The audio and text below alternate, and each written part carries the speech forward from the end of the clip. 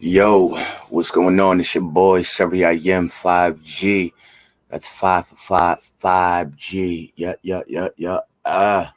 So, status update. Episode 1, the official episode 1 with I am 413 co hosting is on hold. We recorded a whole 46-minute episode that crashed on Riverside FM. And I can't even get back in to re-record because it keeps saying there's a recording in progress. So, yeah, how's that for luck? But it's cool. It's little things to a giant. You know what I'm saying? I ain't gonna let this deter me or stop me from the ultimate goal, which is the pursuit of happiness. So, with that being said, I figured I get back in the home studio and at least give y'all something to some air candy to rock out with. Cause honestly, man, I was pissed off. Yo, so I got a clip where basically, I'm going to let you guys see exactly what happened. If you go over to our Facebook page, um, yeah, you can see it. Uh, at the point where I'm like, yeah, let's end the recording. My face, it says it. Yo, my face says it all. But I'm gonna share it to the Quarter in a Dream fan page on Facebook. So y'all be on the lookout for that.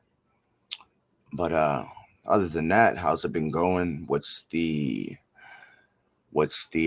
process been looking like? Well, uh, a lot of technical stuff that I'm learning, starting to get proficient in. Well, I can't even call it proficient because if I was proficient, the first episode wouldn't fucking crash, but it did, and that was God's will. So that's how it is. You feel me? We're gonna sit here. We're gonna sit back and give y'all an episode still. Um, so we talked about the freak mill case. Um, my boy's doing bad right now. He's down bad right now against Big Ack, which is crazy. Him and Ack always going at it. Um, but there's a sworn affidavit saying that man was doing some freak nasty shit. If that man was getting off the freak nasty, he needs to be charged in the freako. Okay? These guys can't keep walking around thinking they can just whip their dicks out because they got a little bit of money. All right? I mean, like, not even in a perfect world should that be okay. Like, hey, look at, especially with another, I reserve my opinion on that one. So, they're beefing. There's a lot of things going on in the entertainment world. Drewski just dropped, the Could Have Been Records, Could Have Been House episode 1, which was hilarious. 2 million in 2 days. So he's putting them numbers on the tube. Shouts out to Drewski. You can't hate on the man's craft, man. He's doing what he got to do. He's getting to that basket. So, you know, like he said, man, he got all his ducks in a row. So that's real. Um, yeah, man, we were recording over at EDM. Um, quiet as kept. I think I have a hater in the midst. But, it is what it is. I ain't gonna let it stop my shine. You know what I mean? I think it's quite funny. Because he's like 60 years old. I thought he would outgrew living like that. But, we don't know what we don't know. I mean, I've outgrown living like that. But, the damage to the DNA is real, man. We going through 8 generations of trauma. So, failed nigga, house nigga mentality, I guess. But, or maybe it's something in the water. Who knows? So, one of the topics we touch base on is would you shade a child for hurting your child? And a lot of people are going to say no. But me personally, I'm going to shake the fuck out of your kid if you hurt my kid. And here's why. One is, that's not my fucking kid. That's yours. Okay? Two, I know I teach my kid that hurting other kids' feelings is not the thing to do. That's what I teach them. What they apply in real life are two different things. So I'm not gonna turn a blind eye to the fact that between school and social media, my time to be a parent is limited for between the hours of, let's say, 5 and 8. And then my daughter goes to bed at 10. But anyway, I'm getting off topic. So I was in Rhode Island over the weekend, last weekend rather, and we were staying at the Omni Hotel. Shouts out the Omni in Rhode Island. Wonderful, wonderful hotel connected to the Providence Place Mall. So we stayed there in a suite for 3 days. And I took my daughter along for the experience, but she had a friend who hurt her feelings. So, I'm in the hotel, I'm laying in the bed. Me and my wife are watching a movie. And the next thing I know, my daughter just, she bust out with the ugly cry. So I knew she was hurt. So I hop up, like, one of those shotters looks like, what I mean, my daughter, but like, seriously enough, I'm like, yo, what is wrong? So, she tells me what the issue is. And me and my wife like to let our daughter go through things with her friends and in life without intervening. Uh, but obviously to an extent. If it calls for parental intervention, then we will. But this at the time didn't really seem to need parental intervention. But subconsciously, I was already plotting, right? And I didn't even know, but I was plotting. So here we go. She tells me what goes on. I give her, you know, a word of advice. I let her know that she's cool in my book. She'll always be my baby girl, and I don't care, if she don't have another friend in the whole wide world, she got a friend in me, right?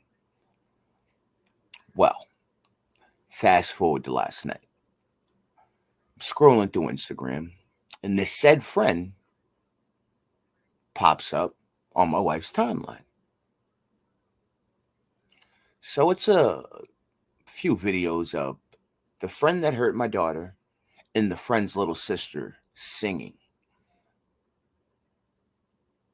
All right, let me just give an unbiased critique really quick. The friend that hurt my daughter sounded like shit. Okay, I can't. They sounded like shit. The little sister though has a voice. But anyway, so I'm listening to them singing, and I nudge my wife and I said, "Hey," and she just gives me that look like, "Oh my God, King Petty of the North, what are you cooking up?" So I says, "Comment on the video." She goes, "Okay, I'll comment on it." So I get her hyped up. She's about to comment, right? But she doesn't know what I want her to comment. So I go, "Comment, your sister sounds amazing." What? Okay, those are the looks she gave me. Okay, so yes, I didn't know until yesterday that I was really, really holding on to the fact that this little bitch hurt my daughter. Yes. All right, maybe I shouldn't have called her. She's a bitch. It's that simple. Okay.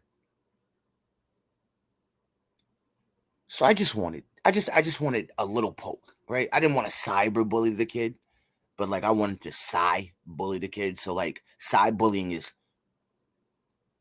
right before cyber bullying, right? So like you got cyber bullying and then you got bullying. Like, you know, not enough to make you jump off the cliff, but like I just wanted you to walk towards it and look over the edge, right? So I'm like, come on, come on, come on. post, your little sister sounds amazing, right? And my wife's like, come on, babe, you're like crazy petty for that, bro. And I'm like, why shouldn't I be? Because I mean, in all reality, at the sake of my daughter and her life, I'm not going to get into details about how this other child shaded my child, but it was enough for me to want to shade them back. Okay, so you had to have done something worth me shading you, right? Because you're a child, right? I stay in my lane. I'm an adult, right? Like, I wouldn't even have known this child had singing videos up on their IG had it not been for my wife's page. Okay. So, anyway, needless to say, the wife didn't let me post it. I was a little bummed out.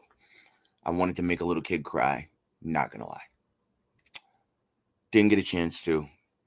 Who knows? God willing, maybe in the future, I'll get a chance to. I know. I know. I'm a bad individual. But there's so much worse out there. Like, seriously. You know? But, on to the next. So today, I wanted to talk about the Karen Reed case, but you know what? I'm going to stay away from that. After after talking about it with my team, we figured the best thing to do would be to stay away from that topic. There's multiple facets on why. There's a lot of different dichotomies to the story, and some of them hit home.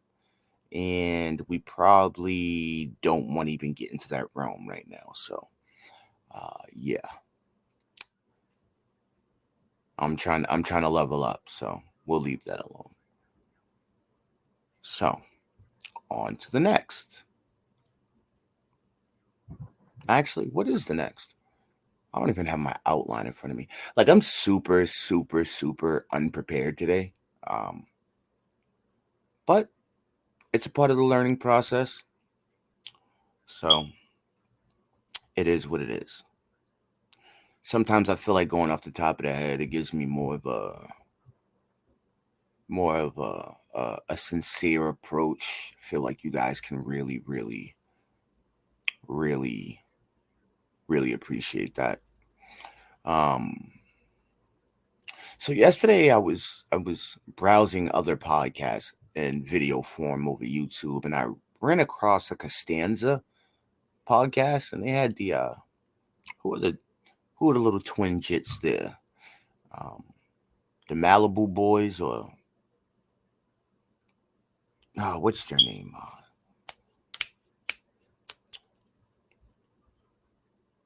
What's the Malibu Boys' name there?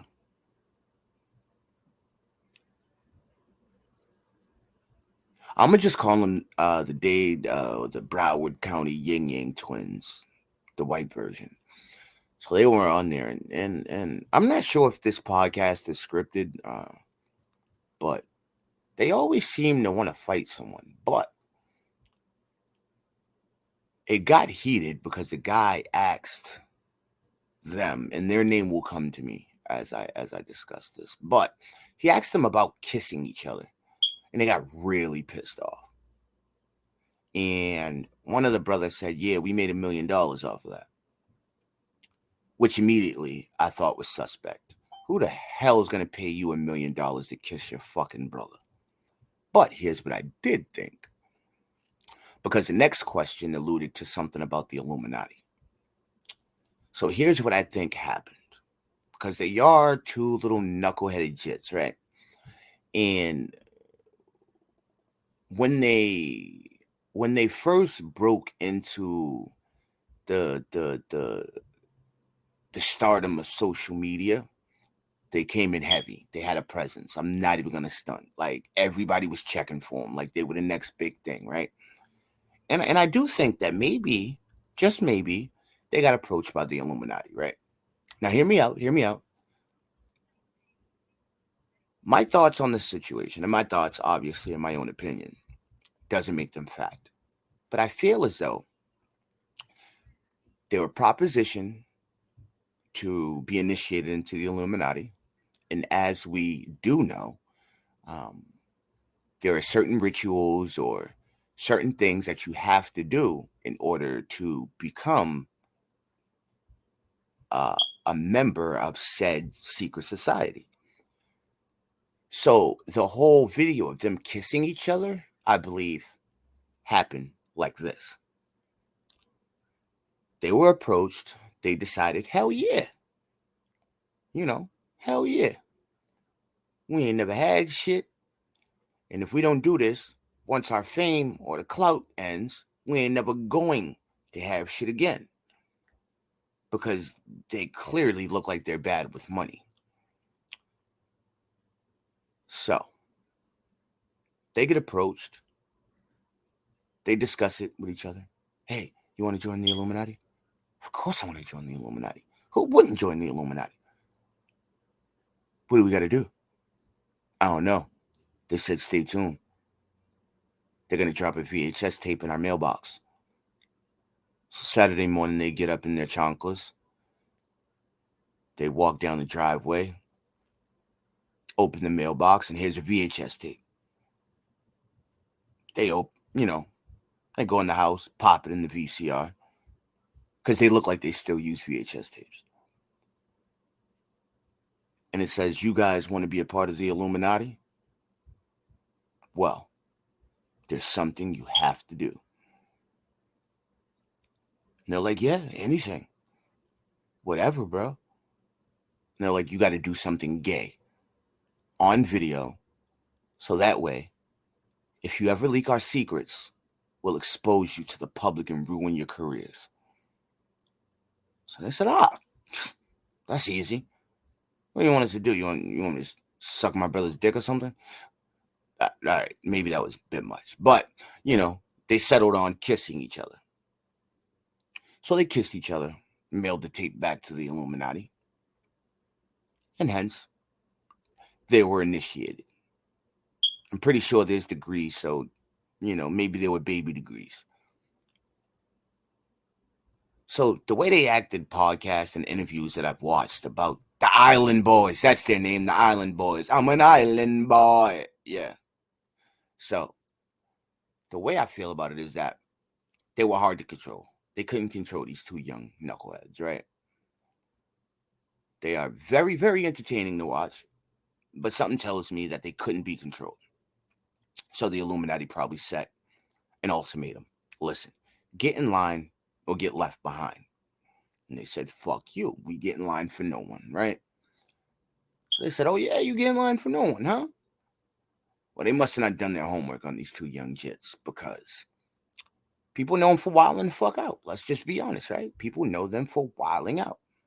So they said, we're going to drop the video of you two kissing. And they probably looked at the hooded figure that ran the Illuminati and said, what do we care? We kiss each other on a regular basis for no money. They probably didn't believe, these guys. Nope. They're bluffing. They're calling our bluff.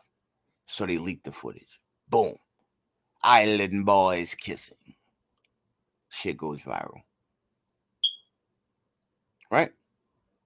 But what they didn't account for would be the fact that these young jits are so bugged out that people would automatically think, like, yo, that's just their lane, bro. Because it's 2024. Like, saying that's just their lane is like the way of conceding that, like, things that should not be okay are okay today.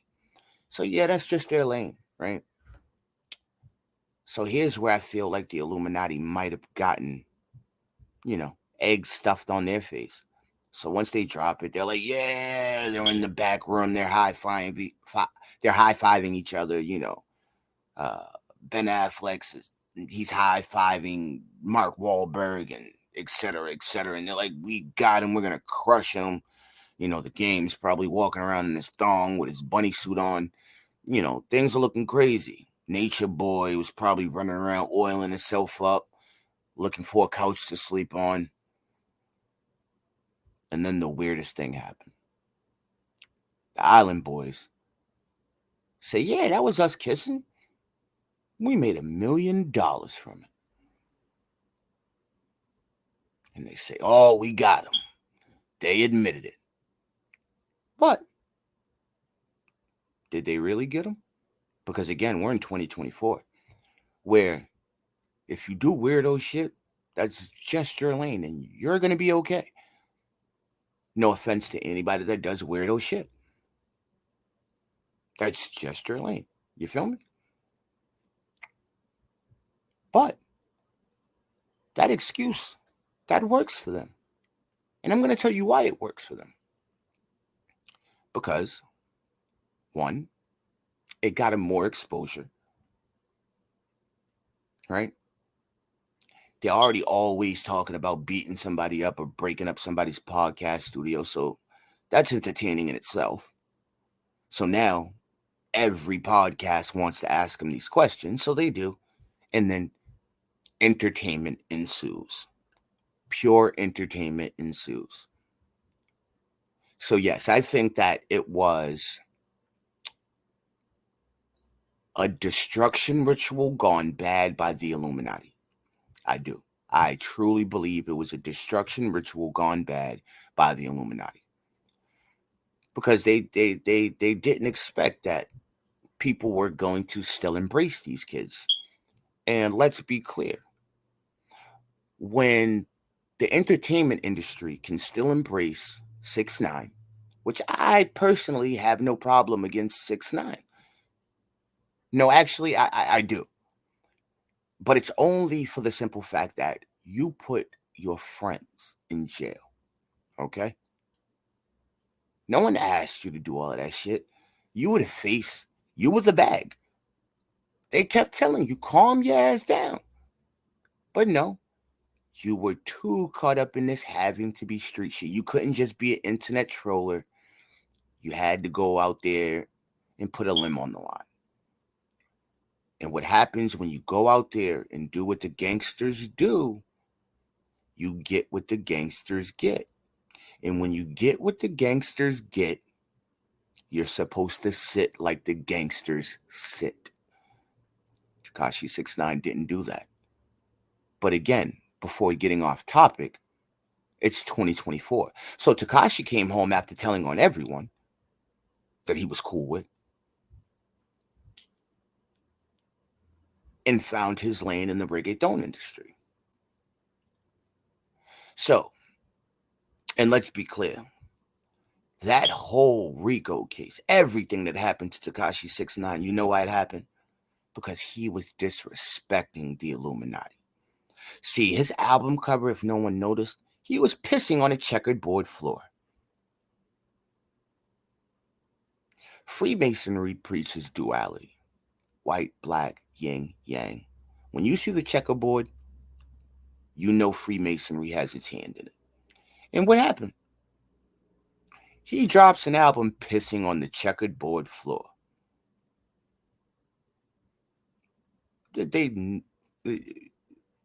Charlemagne told him. Charlemagne warned him. He didn't listen. You don't fuck with the secret society unless you have your ducks in a row. So they crucified him. But here's where I feel like the Illuminati is starting to lose their destructive power in, destroying these young men's careers, because we're now in an age where anything goes. Anything goes.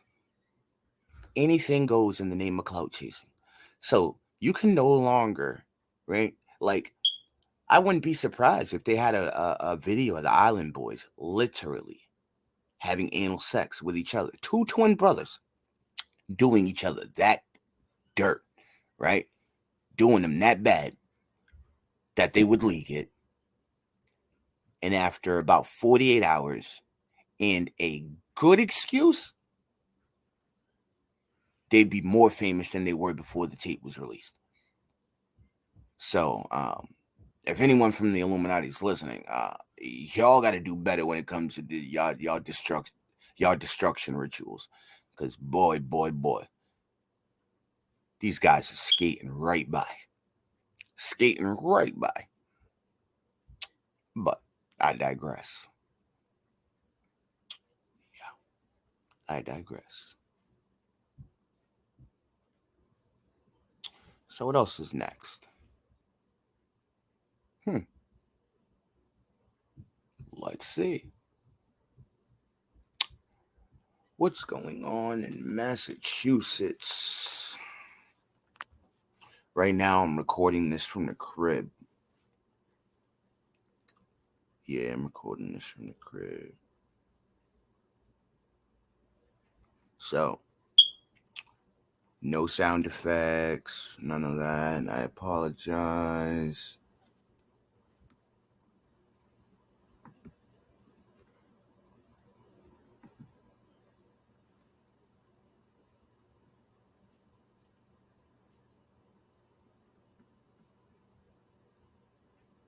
But yeah, so I don't really know how to use the screen sharing feature right now. So, you know, not going to do that. But we are going to look up some headlines we can talk about for a quick second.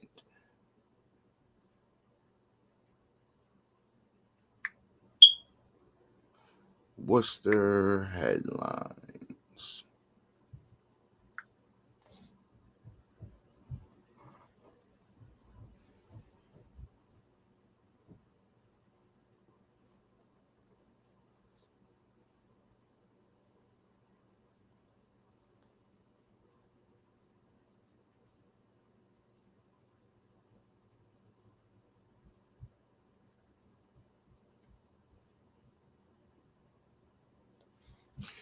Okay, patch.com. Let's see.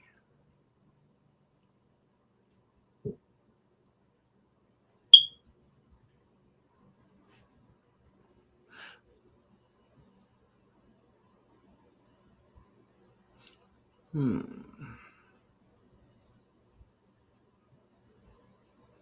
Oh, well, check this out. Massachusetts ranks high on list of best states to live in. Okay. Well, let's see where we ranked. The list comes from HubScore, a marketing firm. And the top spot was New Hampshire. Shouts out to New Hampshire. Good old New Hampshire. And on the under what? On the other end of the spectrum was New Mexico, was ranked dead last. No shit. Nothing but tweakers out there, bro. Have you seen some of these people in New Mexico, bro? Yo, go Google uh like New Mexico body cam footage. Yo, they be out there tweaking. Cause tweaking. All right. The study examines states in terms of economic opportunities, healthcare, quality of education, and safety. And Massachusetts ranked up there? Yo, the US must be really going to shit. Because out of my listeners and viewers, look, you see? You heard what I just said, right? Like, we're stupid as fuck up here, bro. But that's what happens when you say the children are the future and you don't pay the teachers. The fuck? If I was a teacher in Massachusetts, I'd make sure these kids were stupid too. The fuck? I can't even afford rent, but you want me to turn these little motherfuckers into doctors and lawyers? Why? So they can represent me when I'm getting evicted? What the fuck?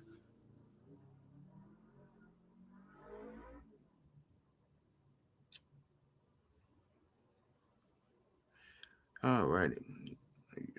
HubScore used a livable index to give each state a numerical score out of 100, allowing for direct comparisons between states. States were compared based on 61 metrics, each with a score 0 to 100.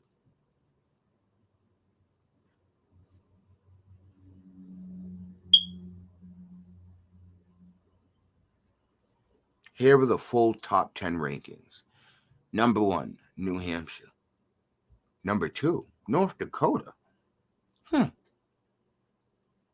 I got an uncle that actually lives in one of those states. So North Dakota, Montana, something, or Nebraska maybe. But he definitely lives up there. He's a private investigator up there. All right. Number 3, Vermont. Number 4, Wyoming. Number 5, Connecticut. Number 6, Massachusetts. 7, Maine. 8, Minnesota. 9 is Alaska. And 10 is South Dakota. I'm surprised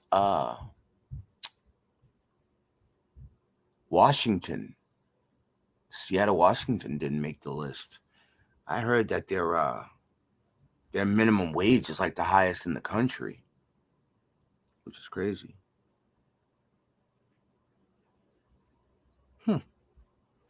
Nice. But who really gives a fuck, right? Because I'm not trying to buy a home just yet.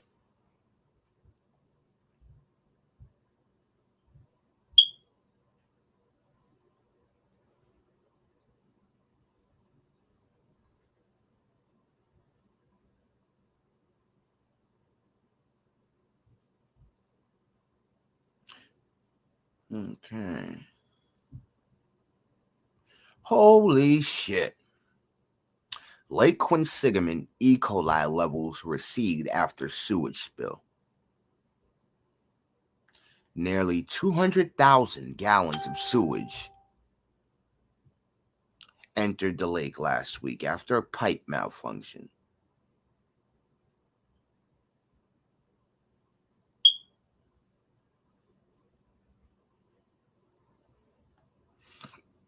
Let's see what this shit is about.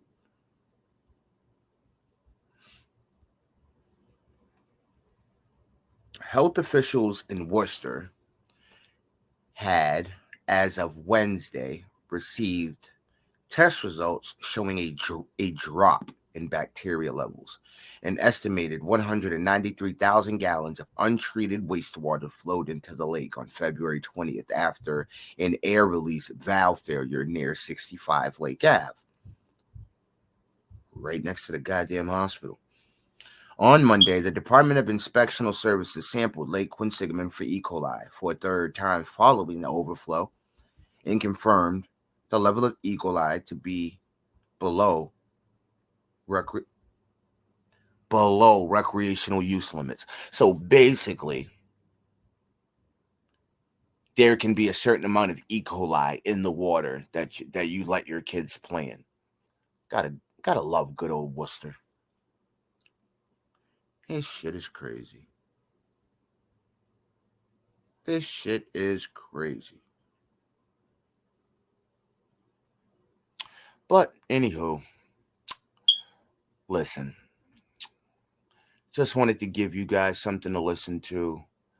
We'll be in studio. I'll have an episode in studio this upcoming week, and we'll have an actual A Quarter and a Dream episode this upcoming Saturday. Tomorrow, we will be resuming setting up the studio on Pleasant. So, you guys stay tuned. I want to thank everyone for listening. Shout outs to Worcester. Shout outs to the 508. And shout outs to those rocking with us. All right. This has been an original podcast by A Quarter and a Dream. The podcast for the culture, the podcast for the dreamers. Y'all have a wonderful week. Until we meet again, dream on.